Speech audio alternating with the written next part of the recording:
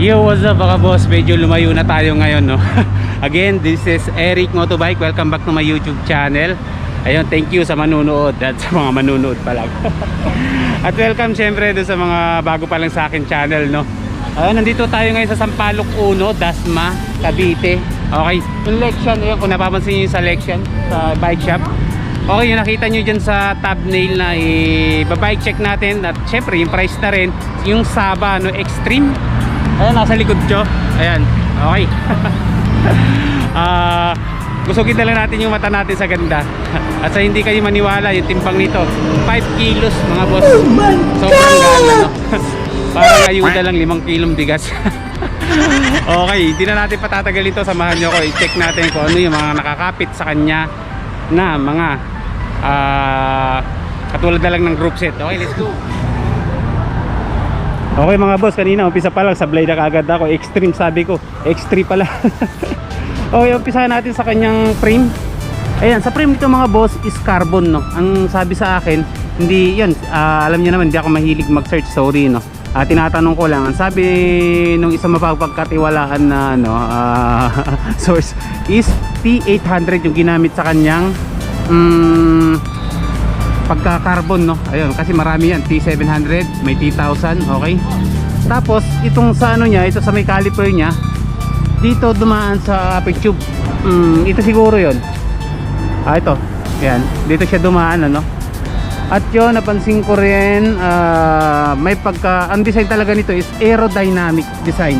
Kaya talaga pang racing. Ayan, Saba Rogue Aero. Ayan, medyo manipis, katulad na lang dito sa kanyang ano, sa kanyang tinidor. Sa tinidor niya talaga naka-design talagang medyo manipis. Ganon din na rin sa mga gulong. Dahil sa gulong nito, medyo makitid yung ginamit na goma. Okay. Nasaan ba? 25mm. Pero hanapin natin. May size to. 25 mga boss. 700C by 25 yung ginamit sa kanya. Tapos pagdating na rin dito, punta na rin tayo dito, diretso na rin tayo rito sa kanyang rim. Dito sa rim carbon. Yan. Carbon, dito carbon na rin. Pati dito carbon na to mga boss, no. Ayan, X3 na rin. Ayan, Race SB design. Ayan, kung medyo familiar kayo doon sa mga marunong sa bike, no. Dahil kasi ako newbie pa lang, at least marami pa rin akong kasamang mga newbie na mga nanonood sa akin. Kaya pare-pare sa kaming kokonti ang alam. Ang alam ko lang kasi rito, no. Ayan, bike. May gulong. At yun, tatanungin nyo yung presyo at baka magkalimutan sa presyo.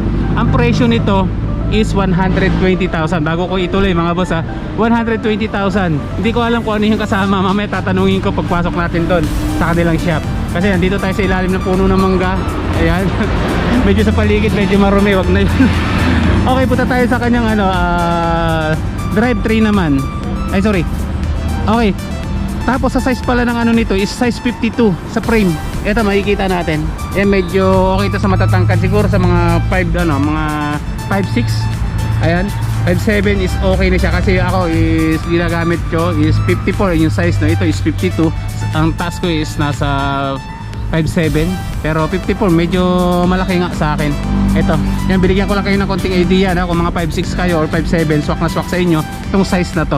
Okay, punta naman tayo sa kanyang drivetrain. Ito, ang ginamit sa kanyang group set is yung isa sa may pinakamataas na klase ng ano, ng Shimano, yung R8000 na Ultegra. Ayan. Okay, pagdating halos lahat na, pati dito sa caliper, ano na rin, Ultegra na rin. Ayan, dito sa crankset, ayan, Ultegra. Sa ngipin is 5034.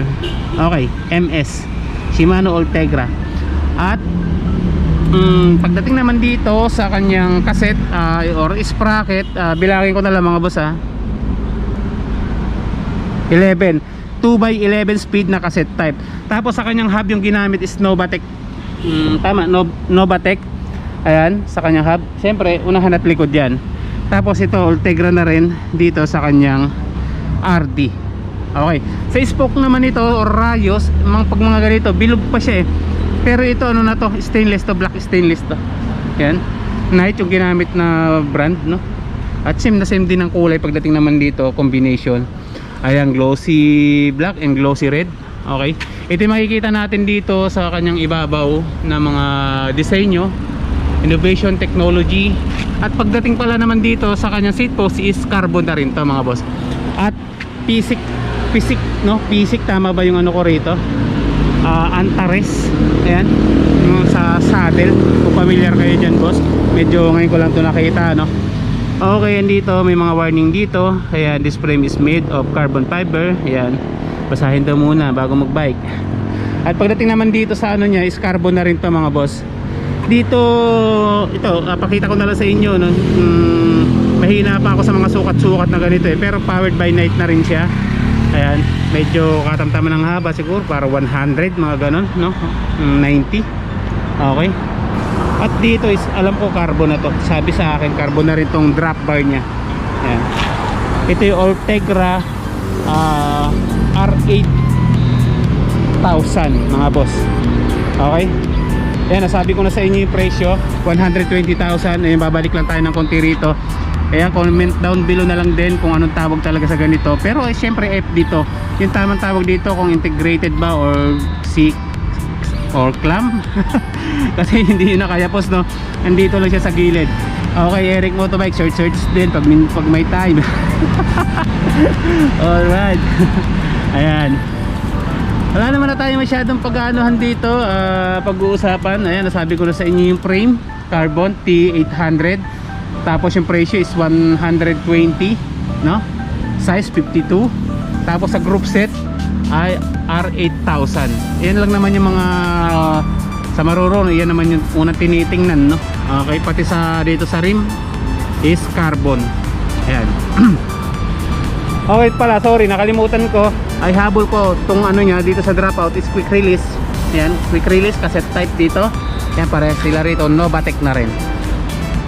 Okay mga boss, tapos ko na sa inyo ipakita yung bike, no? Ayan, yung road bike na pang malakasan nila rito na Saba X3. Ayan, na 120,000. Siyempre, bago tayo magtapos ng video, ayan, thank you so much ulit sa lahat ng mga sumusuporta sa channel na to, no? Love you. Ayan, tungkol naman sa location nito, andito lang to sa Sampaloc 1. Nabanggit ko yata sa bago ako mag-umpisa. Ayan, tapat lang siya ng PCU Lexian. Okay. Tapos abot naman sa ano, abot naman ba sa mga payment ito, syempre pwedeng cash. Yan ang gustong gusto ng mga shop, yung cash. At yung hindi naman kaya sa cash is pwede naman siya sa, pwede nyo naman i-credit, no?